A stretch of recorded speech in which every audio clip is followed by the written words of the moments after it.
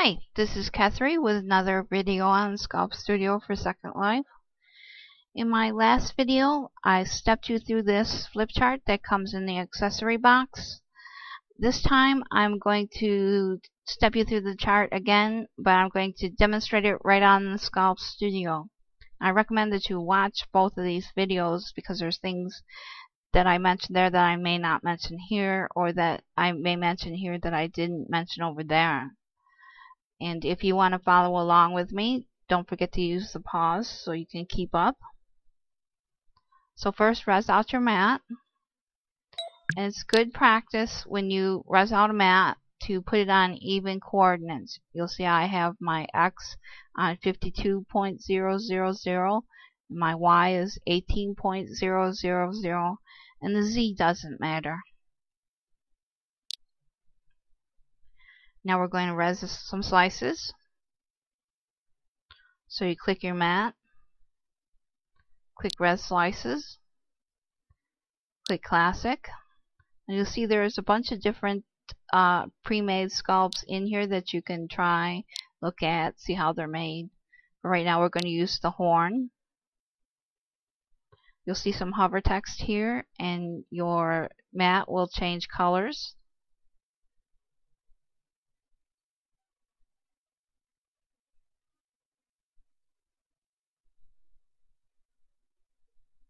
Once you're done, your mat will go back to the original color, your hover text will disappear, and there are your slices all resed out. Next, we're going to res the frame. Click on your mat, click Edit Frame. Now this is your edit frame, or sometimes called the bounding box. Now we're going to automatically adjust the frame, so just click Auto Adjust, and the frame shrinks down to the size of your slices. Now we're going to create the sculpt texture. So click on Sculpty. The box will start going through some calculations here. You'll see some hover text and a percentage of complete. Once that's done, down in your chat history, you'll get a link. And when you click on that, you'll be taken to this web page that looks like this.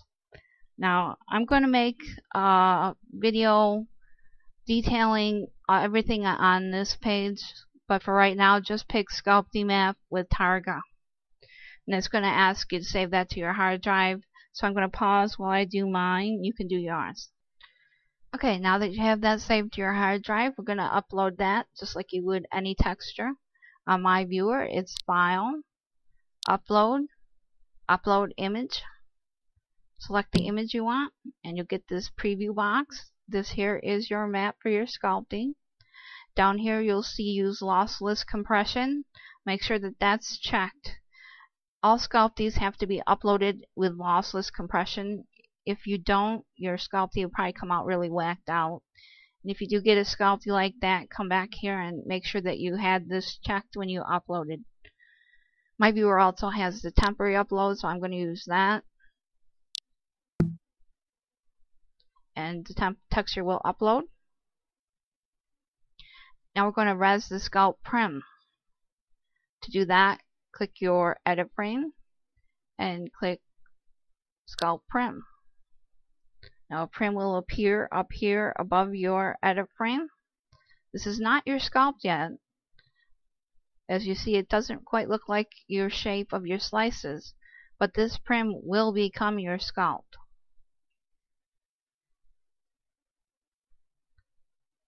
So now we're going to apply the sculpt texture to the sculpt prim. To do that, you edit this prim. On the Objects tab, you're going to go and grab your texture from your inventory and drag it right into this window here. Now when you close that, it reses in here. There is your sculpt. I'll just move this over to the side here. Now that we're done sculpting, we can go through and clean up our mat. So to do that, click your mat, click Kill Slices, and kill. Everything disappears, and you're left with a nice clean mat. Now we're going to res a stack of slices right from scratch.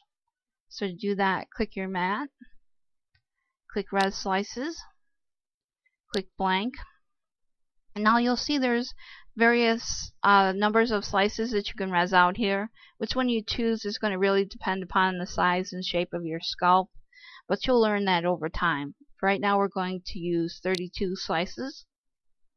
That'll res out. I'm going to pause while that reses. And there's your stack of 32 slices. Now when you go about making your sculpt, you're going to edit these slices just like you would a prim. You can lasso a stack. You can resize them. Move them around. Rotate them. And I'll show you in another video exactly how to go through and make a sculpt. We'll do a real simple sculpt. Okay, go ahead and kill these slices and res another stack of 32. Now we're going to modify a slice shape. So let me zoom in here. I'll pull one out for us. And to edit it, you click on the slice, click Edit Slice. You'll see all these little dots res around the outside of the circle. These are called points, and that's what actually makes up your sculpt. Now you can edit these and move them around, make your own slice shape. Once you're done with that, you are going to want to save. So to do that, you click your slice and click Close Slice. Slice closes up.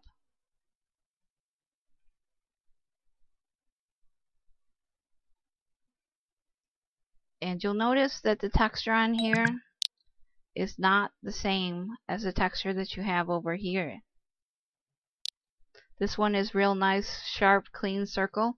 This one here is kind of blurry, and then it has this text on here that says Modified Slice. Okay, let's say that you modify this slice here, but you decide, well, I really don't want to modify that slice after you've made your changes. So to cancel that, you just click the slice and click Cancel. You'll see your slice closes and it goes right back to this same texture.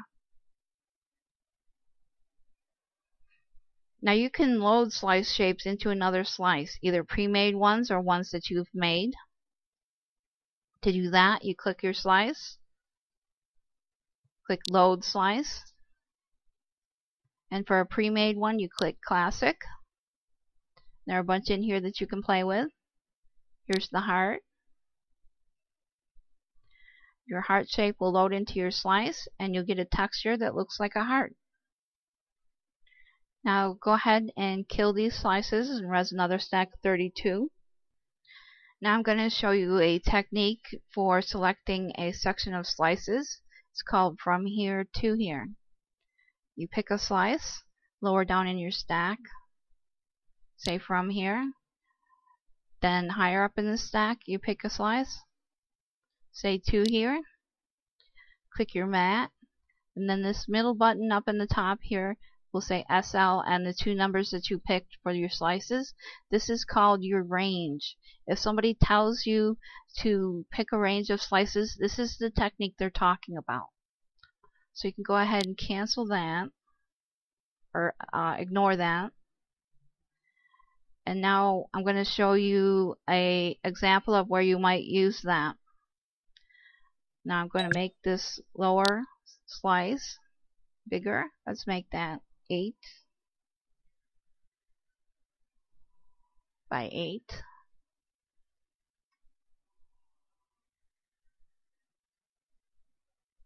And I'm going to pick this slice, say from here. Pick a slice further up in the stack, say to here.